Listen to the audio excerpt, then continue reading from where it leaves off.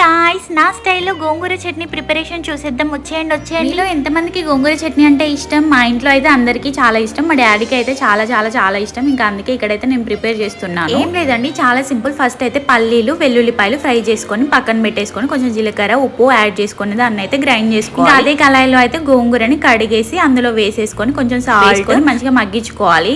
మంచిగా మగ్గిపోయిన తర్వాత stove off చేసుకొని కారం యాడ్ చేసుకోవాలి. ముందే చెప్తున్నాను, స్టవ్ ఆఫ్ చేసుకొని కారం యాడ్ చేసుకోవాలి. ఆన్ లో ఉంటే మాడిపోతుంది అన్నమాట. మూత పెట్టేసుకోవాలి కారం యాడ్ చేసిన తర్వాత, ఎందుకంటే ఆ గోంగూరకి కారం అంతా పడుతుంది అన్నమాట. ఇంకా ఇప్పుడైతే అదంతా గ్రైండ్ చేసుకున్నాం కదా ఇందాక పల్లీలుది, ఆ పౌడర్ లోని ఈ గోంగూర కూడా చల్లారిన తర్వాత యాడ్ చేసేసుకొని మిక్సీ పట్టేసుకోవాలి. అంటే ఇప్పుడు దాన్ని అయితే తాలింపు పెట్టేసుకోవాలి. తాలింపులో మాత్రం ఆయిల్ ఎక్కువగా యాడ్ చేసుకోవాలి. ఆయిల్ ఎక్కువగా ఉంటేనే టేస్ట్ బాగుంటుంది. ఇంకా ఆయిల్ లో తాలింపు గింజలు కరివేపాకు పసుపు వేసుకొని పచ్చడి అందులో వేసుకొని కలిపేసుకోవాలి. నుంచి ఆనియన్స్ వేయడం మస్ట్ అండ్ షుడ్ అనమాట.